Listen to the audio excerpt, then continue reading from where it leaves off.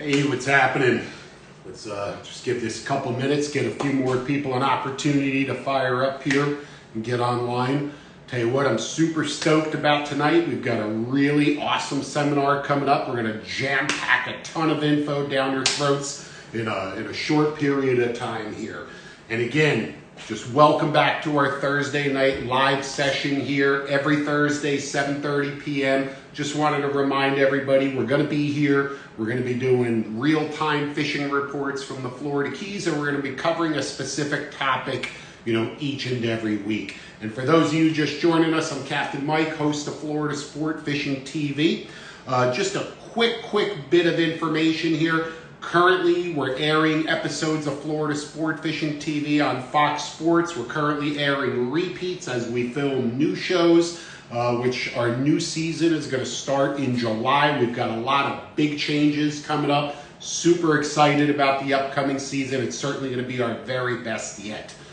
In the meantime, while we're out there filming, of course, and editing shows and doing all that good stuff, we still can't get together in large groups and do our live seminars like we used to do, up to chaos, although hopefully that's going to start again. So what I want to do is, continue to interact with you each week here, and this certainly going virtual, obviously, is the best way to do it. So let's get right into it, and just a couple quick things I want to mention too. If you missed any of the previous weeks, all of the seminars are in our feed. You can watch them there. Okay, you can also, of course, visit our YouTube channel, youtube.com/Florida Sport Fishing, where you can see the last 10 seasons of Florida Sport Fishing, along with our entire Extreme Seminar series. So a ton of great information there to keep you busy for, countless hours, that's for sure. And of course, make sure you stay in touch with us here on Instagram. You'll see what's coming up in the upcoming week. And by the way that I decide that is really what's happening, what's going on right now. What am I doing right now? What have I been fishing for? And that's what I'm going to talk about, So it doesn't get any more real than that, so to speak. So let's get right to it. We'll start with our fishing report. I'll tell you, not a lot has changed since the last report last week. We've had a lot of sporadic weather down here in the middle Florida Keys. I'm in Marathon now. No real consistent patterns other than it's been windy. Okay, it's been windy. Some days just windier than other days. There's a lot of days where the charter boats can't even make it offshore. Guys are fishing up in the bay.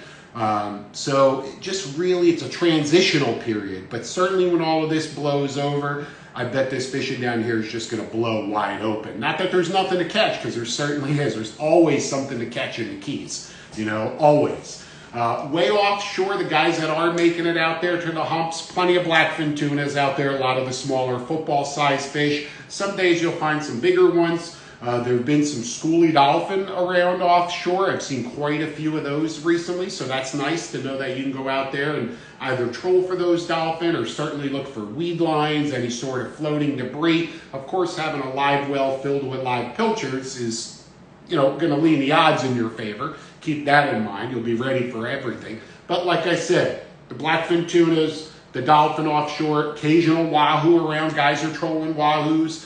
We had one just a little bit more than a week ago and haven't fished for him since. The Nomads, the Nomad deep diving plugs have just been killer down here. That's what a lot of the guys are using. And we're going to talk a little bit about the Nomad deep divers as well and how we incorporate those into our blackfin spread.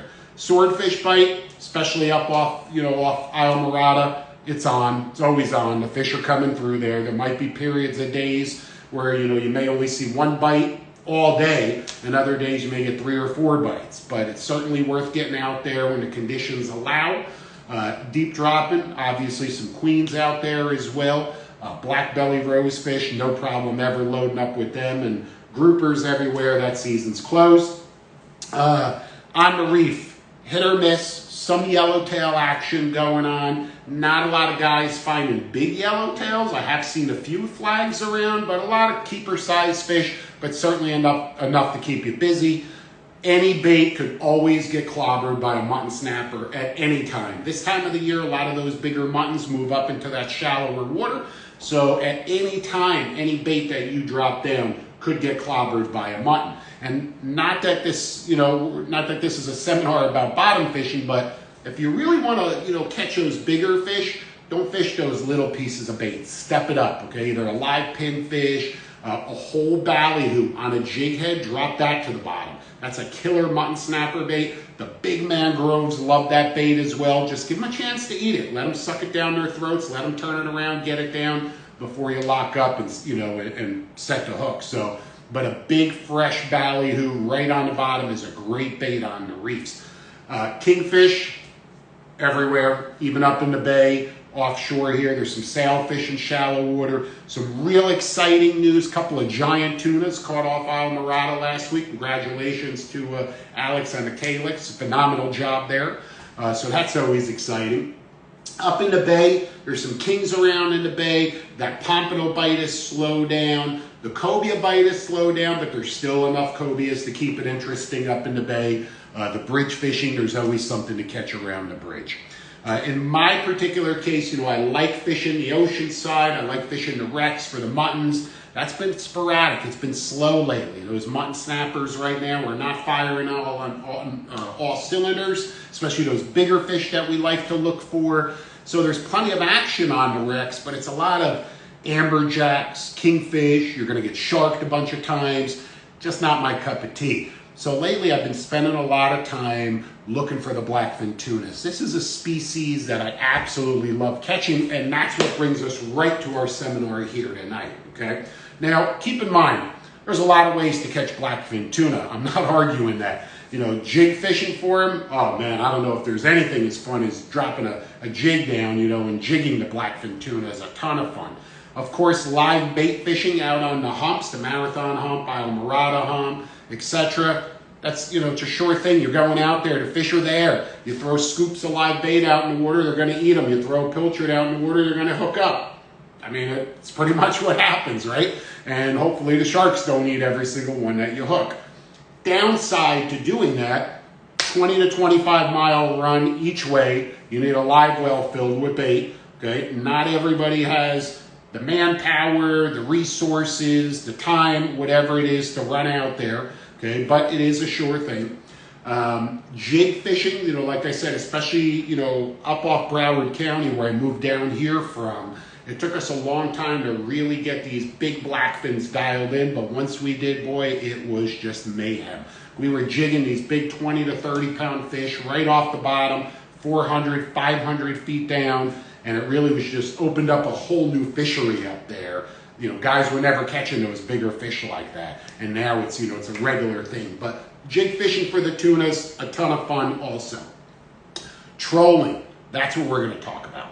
There's something special, in my opinion, about trolling along. You're hunting, you're looking for these fish. And when one of those rods just starts singing, man, I'll tell you what, it's super, super exciting. It's something I love to do. The benefits of trolling for the blackfin tunas, number one, you don't need the live bait, okay? Number two, listen, forget running out there to the humps. I've thought about this really carefully since I've been down here in Marathon, and I said, man, these fish gotta be moving up on the edge. When that Gulf Stream pushes up on the edge, that current, you get that nice blue water, you've got east or southeast winds there, pushing everything right up to the edge. You get that right time of the day, low light conditions, those tunas gotta be there. So decided to give it a whirl, and lo and behold, they were there. Nice quality size fish too. I've been on them almost every evening. Going again tomorrow. I'd be out there right now if it wasn't for you. So, they're there. They're there right now. I can't tell you if they're going to be here all year long, but they could be. You could probably go out and troll them any day of the year. But it's a science. There's a system. It's not as simple as just going out there putting some baits in the water. So let's talk a little bit about all of it, First of all, let's talk about that blackfin tuna. No, it's not a yellowfin tuna. It's not a bluefin tuna. It's not a big eye. I've caught all of those. It's not going to get hundreds of pounds. It's going to average 5 to 15 pounds. Your monsters are going to be 20 to 30 pounds. Giants are going to be 30 to 40 pounds. World record, Florida record, 49 pounds. Caught right off, here off a Marathon. So they certainly can get large. But it's all relative. Listen, when we're out there trolling for yellowfin tuna or fishing for yellowfin tunas in the Bahamas, wherever it may be up in the Northeast, you're fishing with 50-pound gear, sometimes even heavier. That's not what we're talking about. For the blackfins, you got to scale it down, bring it down, 20-pound test, 20-pound outfits are absolutely ideal for the blackfin tuna. If you're jig fishing, it's a different animal. Again, we're not talking about that. On the troll, 20-pound class gear is absolutely all you need. You probably even could go a little lighter. However, at any time, you may also hook a big bull dolphin, you may hook a wahoo, you may hook a sailfish. So that 20-pound class tackle seems to be the perfect balance, okay? So scale it all down, okay, that's number one. It's very sporty. These fish provide tremendous sport on that light conventional gear. If you don't have 20-pound class conventional outfits and you only have spinning rods, go out there and troll with spinning rods. You're not breaking any law, okay? But obviously conventional gear with plenty of line capacity is the right way to do it. Okay, I've got a set of 10 rods, hopefully you can see them there. And these are the exact outfits that I'm using when I'm out there trolling for the blackfins. It's a 7-foot Chaos KC15-30. It's a composite rod. Okay, hopefully you can see it there. It's got the little gimbal, foam, EVA foam butt, graphite reel seat. Okay, composite, glass, and graphite mixed together, so you have sensitivity and you have strength. Okay, real affordable, versatile rod. I've caught more fish on these rods than probably all of my other rods combined. I've got it matched to a Daiwa Saltiga size 50 lever drag reel. Doesn't have to be a lever drag. Okay, it could be a star drag, but in this particular case, they're just lever drags. High speed, which I like because I need to get a lot of line back quickly. It's the same outfit that I'll use kite fishing. It is my kite fishing outfit. Perhaps the most important factor is I have the reel filled with 20-pound diamond line high vis. You can see the chartreuse high vis. Some of them I have filled with what they call the orange crush. Okay, same line, just a different color. But what's important about it is I can see it. So when I'm trolling, and keep in mind, even when I'm out there by myself fishing, I'm not trolling 2 lines. I'm trolling as many as I possibly can. I just posted a video this week, a story. I was out there pulling 8 lines and was just catching quads 4 at a time. Rods are going off. I get them set, release the fish, and boom, boom, boom, boom, boom. And it's really challenging, really exciting, especially when you're alone. And I'm not suggesting that, but if that happens, your success or failure is in your hands and you've got to manage it all. But in those scenarios, having that high visibility line is really important so I can look behind the boat and it's easy to track the lines. And that's also why I go into 2 different colors. As I mentioned, the orange crush and the high vis, we'll call it green chartreuse. So again, it's easy to distinguish where the lines are, okay? You don't have to go this far. This is how I do it. I've really spent a tremendous amount of time, I don't want to say perfecting, but dialing in my approach to trolling for the blackfin tunas, and this is what I've come up with. And keep in mind, if you're doing something that works for you, by all means, stick with it. Okay, don't change what you're doing. Message me, call me, email me, whatever, let me know what you're doing because I want to catch those fish too. But, again, this is what really works for me for a lot of different reasons. Now, I think about these fish. I think about these tuna a lot, how they behave, how they feed. They're schooling fish, right? We know that. Tuna are all schooling fish. So they're swimming around in packs. And again, this is obvious because when you go over them, on my Faruno sounder, there's not one blackfin, there's a whole pack of them right there, a whole school of them. So 9 out of 10 times when you get a fish on the troll, don't pull those throttles back. Don't be so fast to pull the throttles back. Keep going. Give it at least a 10 count. And I guarantee you, 90% of the time, you're going to get multiple fish on. Might be one that's going to go to 2, might be 2, 3, 4, whatever it is, you're going to get covered up. Just keep going. That's another reason we fish the 50H's with a lot of line capacity. Because a 20-pound blackfin is screaming line off this reel, right? The boat's still moving forward. The fish is going that way. Line screaming off the reel. If I had a spinning reel or a small conventional reel with limited line capacity, I'm not going to have that opportunity to continue to move forward, to continue to troll and try and, double up or triple up or quad up. Okay, so that's why that extra line capacity, another reason it's so important. So again, getting back to the fish, they're schooling fish, and man, they feed voraciously. Crazy how much these fish will eat. Again, if you don't know, next time you catch a blackfin tuna, inspect its stomach contents, or just look on my feed here and you'll see, I'm showing you, I'm filleting blackfin tunas, and their entire gut is just packed in a variety of different forage, okay? And I don't want to say famous for that, but famous to myself. Every time I catch a fish, anywhere, if I'm bringing it home to eat it, when I'm filleting it, gutting it, I'm always inspecting the stomach contents. I want to see what that fish has been eating. I want to see where he's been eating, etc., etc. Okay, it really helps me get dialed in. And there's one thing that I've learned about blackfin tuna that's really, really important. And I don't care where you are. Okay, I don't care where you are. 90% of the time, unless it's a really big blackfin, a fish over 30 pounds, the vast majority of blackfin tuna prefer to feed on very small baits. Very small baits. If they had their option, which they do because they can catch anything, so don't tell me they can't catch ballyhoo, they can. Don't tell me they can't catch big flying fish, they can catch anything they want. They're super fast, super agile. They're amazing hunters and amazing predators, but they prefer to eat small baits. Sometimes the baits are as tiny as my little fingernail. Okay, just little butterfish and little tiny squid and shrimp, real small baits. So that tells me that if I really want to fool these fish, I've got to fish small baits, right? That's number one. I've made the mistake when I first moved to Florida 25 years ago of trying to catch these blackfin tunas, trolling, the same lures that I was trolling for yellowfin tuna. Anybody ever hear of a green machine, right? The green machine, we all know that. What an absolute killer on yellowfins, longfins, big eyes. Blackfin look at a green machine and go, dude, what are you doing? Go back to New Jersey. Okay? That's what they do. They won't touch it. Small. Think small. So you've got to troll really small lures. But you have to troll lures that you can pull fast. Okay? Why? Because you've got to cover ground. That's another advantage of trolling for the blackfin tuna, is finding these fish. They're not right here. It's not X marks the spot and here they sit. That's not what they do. They're constantly swimming. They're on the hunt. They're looking for prey. So I like to cover ground. I like to troll at 8 to 12 knots. That's my trolling speed for blackfin tuna, is 8 to 12 knots. The calmer it is, the faster I could go. Choppy, obviously a little bit slower. Okay? As far as ideal conditions, I like it choppy. I like it when it's a little bumpy, a little breezy. It's going on, it's happening, there's life, the water's being oxygenated, it's harder for those fish to see the terminal tackle.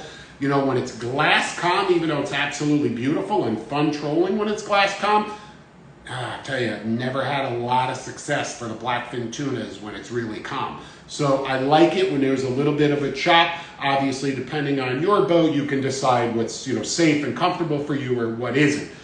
Aboard my Mercury-powered CV390, there's almost nothing that we can't fish in, but preferred, 2 to 4s, even 3 to 5s, in that range, something like that. Just a nice, crisp little chop. And in those conditions, I'm generally going to be trolling 8 to 10 knots, not on the higher side of 10 to 12. I'm going to fish a lot of lines, okay, as many as I possibly can, depending on the crew that I have. At the bare minimum, 6, at the bare minimum. If I can, conditions allow, I'll pull 10. I've got 20-foot taco carbon fiber riggers, triple clips on them. I'm going to fish off each tip, mid to short clips, okay? I'm going to fish another one shotgun way down the middle. Okay, that's 7 right there. I'm going to fish a deep diving plug, which I'll talk to you about in a minute, not for the blackfin tuna, but for what eats the blackfin tuna, okay? And then 2 more feathers closer to the boat. So I'm really covering the entire, kind of gamut behind the boat. I've got baits that are really far, baits that are halfway or closer to the boat, and then baits that are right in the white water. Now, make sure you have some in the clean water, way outside that white water. A lot of times those blackfins get boat shy. They get spooked by the boat. They're not looking up going, ooh, dinner, so sometimes they get spooked. And in turn, you've got to make sure you've got some baits way back there. 9 out of 10 times, that shotgun bait, that's the furthest behind the boat, often gets hit before any other bait in your spray. So keep that, in mind there. And remember what I said, when you get bit and one of the rods starts singing, keep going. Don't pull back the throttles. Keep going, and oftentimes you'll catch multiple fish there. Now, where? Where are you fishing? Well, remember, blackfin, beyond all other tuna species, are more, light shy, more light sensitive than all other tuna species. And we know that all tuna don't like that bright light.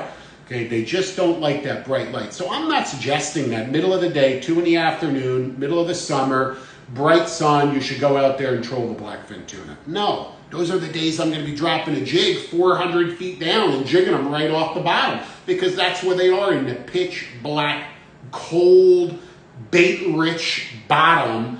That's where they are in the middle of the day. But I tell you what, as those hours, progress throughout the day and it gets into afternoon, they start to rise. And as it gets into evening, that's peak time, absolute peak time. When I go out trolling for blackfin tunas, don't think I'm leaving at dawn and I'm fishing all day. No, what are you kidding me? I'm leaving at 3 in the afternoon, okay? Which is another benefit, right? Another benefit. I'm leaving at 3 in the afternoon. I'm fishing 2 hours in the afternoon or into the evening, and I'm coming home, okay? It's a short trip, but I'm maximizing my potential because I'm out there during peak periods, low light conditions where those fish are higher up in the water column feeding. The exception, rainy, overcast, cloudy days, low light conditions. Then you can certainly attempt trolling all day long and you'll catch them all day long. And understand, listen, everything I'm sharing with you and telling you, gosh, the best way for me to say this is, listen, the only guarantee in fishing is that there are no guarantees. And just when you think you got them dialed in, something happens and they completely throw you off. So none of this is an absolute guarantee. I'm just telling you what works for me, and year after year after year, the patterns that have, developed that produce consistently. Okay, but again, there's always going to be variations to that, and don't be afraid to incorporate those variations. If you don't have the 20-pound class tackle, if you don't have 10 matching rods and reels, fish whatever you have. It's okay. Fish whatever you have. Okay, just get out there and have a good time.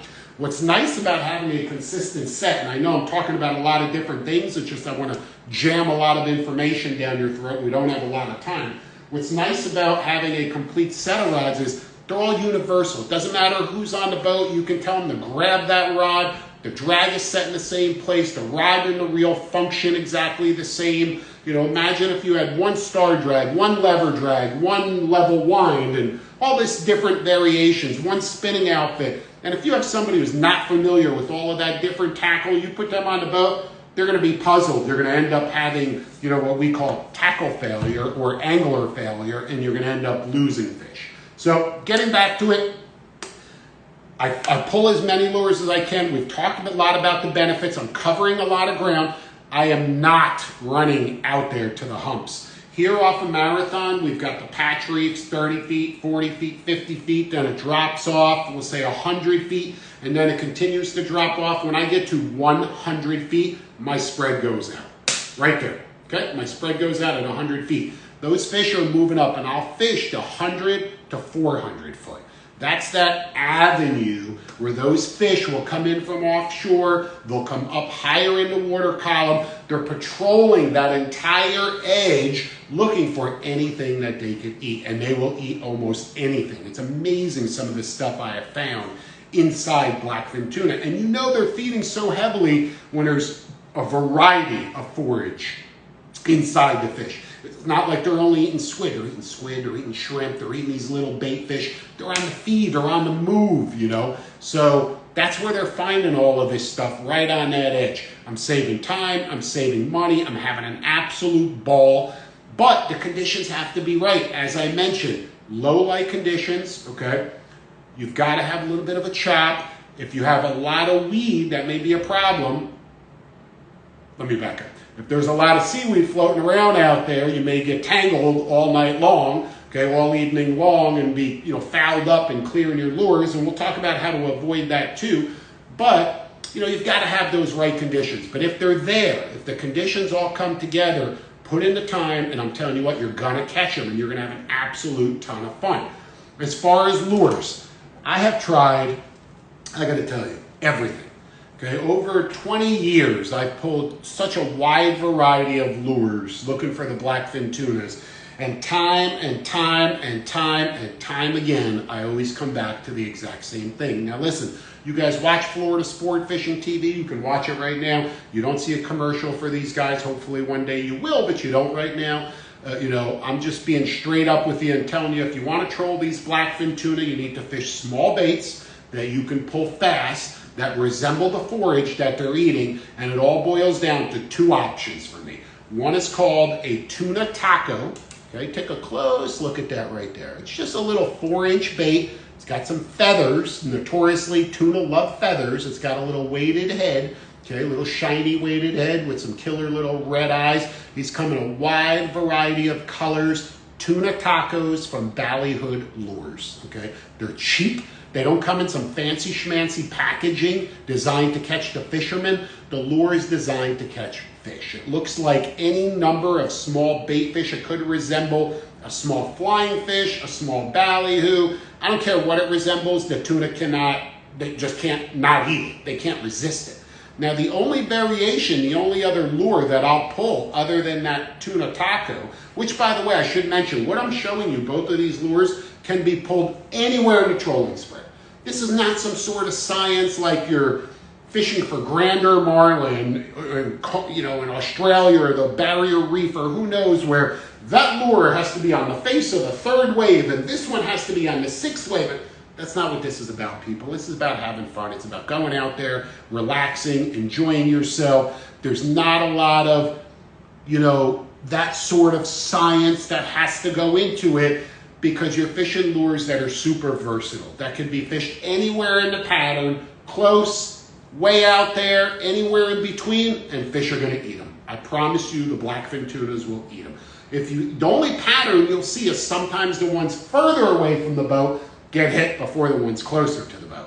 So then you may want to move your entire spread back a little bit, okay? But that's it, fish them anywhere. The only variation, like I said, is another lure, very, very similar, because again, the two main types of forage that I find in these blackfin tuna that they regularly feed on are what? Small bait fish, which is what my tuna taco mimics, a small flyer, a ballyhoo, could look like a pilchard, a sardine, a threadfin. I mean, it just looks like a small bait fish, okay? And then the other thing that they feed on, come on, say it with me, squid, right? So I said, man, I really need something that perfectly mimics a squid. And fortunately, Ballyhood Lures makes something called a tuna hoochie. Okay, so we've got tuna tacos and tuna hoochies. And look at this little sucker. Okay, I mean, if that doesn't resemble a small little 4-inch squid, I don't know what does. I mean, look at that right there. It's very simple. Again, feathers, a weighted head inside that skirt, super affordable, deadly not only on the blackfin tunas, both of these lures, by the way, are deadly on dolphin also. So at any time, a dolphin, a sailfish, anything may clobber one of these. Now, I'd go even smaller because, again, the blackfins eat real tiny baits. But remember, I'm moving at 8 to 12 knots. There could be a 2, 3, 4 foot chop. Any smaller, you're not going to be able to effectively troll. So these seem to be the perfect balance. Now, this is also why that 20-pound line comes into play, okay, and why that's so important, the 20-pound diamond line. It's very, very thin. So when it's breezy, if you're in crosswind situation, and I know you know what I'm talking about, you're trolling, you've got 4, 6, 8 lines out, and you've got a crosswind coming this way, and all your lines are out here, there's a big bow, your lures are over there, you're like, what's going on, where are these lures? I'm about to have this huge tangle right now, okay? The thinner line helps prevent that, especially with a very light lure. Okay, if the line was heavy, it would be dragging that lure all over the place and you would have an absolute nightmare behind the bow. So the light line has a lot of different purposes, we'll say. Now the way that I have these rigged, this is also very, very important. I have my high-vis line on my reel, okay, my high-vis line, and then with a blood knot right there, I don't know if you can see it, but I'm sure you can see the transition, and we'll hold that up right there. The transition from the high-vis color to a non-high-vis color. In this particular case, this is a 50-pound diamond line in like an ocean blue or whatever they call it, but you can see it's barely visible, right? So I put about 10 feet, 10 to 15 feet, right onto the top of the high vis line. From there, I go to a diamond ball bearing 50-pound barrel swivel. 50 pound, right there, okay? Very, very small. Doesn't need to be a 300-pound swivel. I'm fishing 20-pound tests. I'm fishing for blackfin tunas. Balance the entire system. Also, you'll notice that with a pair of shears, I trim down these knots. I moisten the knot, lubricate it, pull it really, really tight, real tight, and then with a pair of sharp shears, I'll trim them down as close as I can.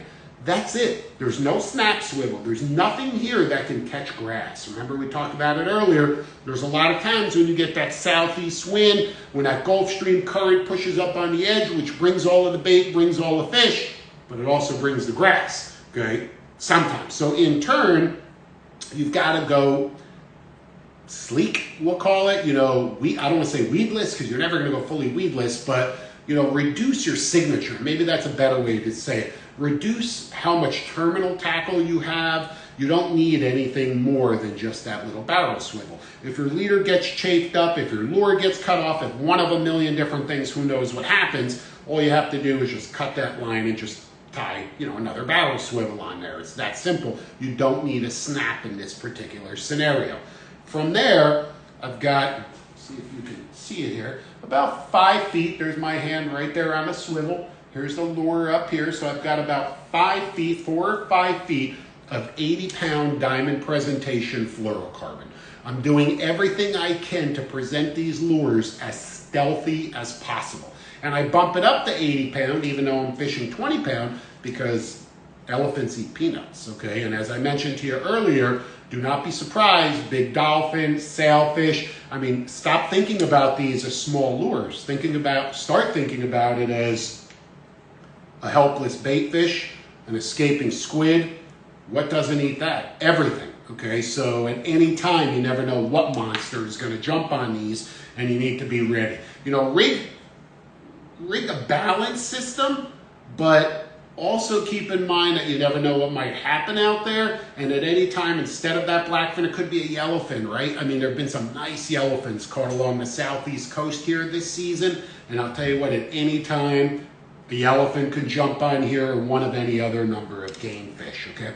Keep a sharp eye glued on your sounder when you're trolling.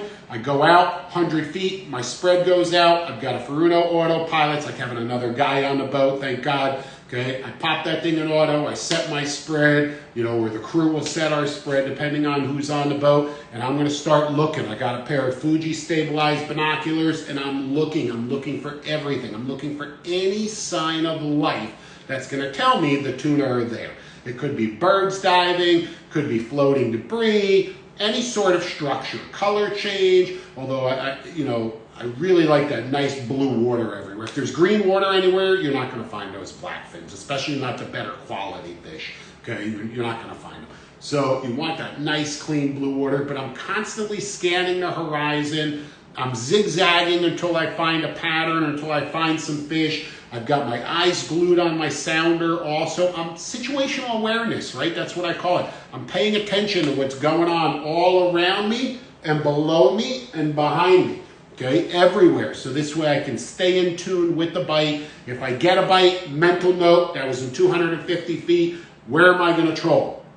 I'm going to keep trolling at 250 feet and see if those fish are on that line right there. So pay attention to the little details. I can tell you, if there's any tuna around, if you put 4, 6, or 8 of these behind a boat, okay, I don't care where you put them behind a boat. I don't care what kind of boat you have. And if you troll them at 8 to 12 knots, between 100 and 400 feet, anywhere along the Island Keys chain here, from Key Largo all the way to Key West, okay, on the ocean side, obviously, you're going to catch these fish. If you put in the time, you're going to troll these fish. Is it the only way to catch blackfin tuna? Of course not. There's lots of ways to catch blackfin tuna. But this is one way, and it's a really fun and exciting way that's easy, affordable, incredibly effective, okay, and just an all-around ton of fun, with the bonus of catching something else along the way as well. So keep that in mind. I'm looking forward to seeing you on the water. We're going to wrap it up here.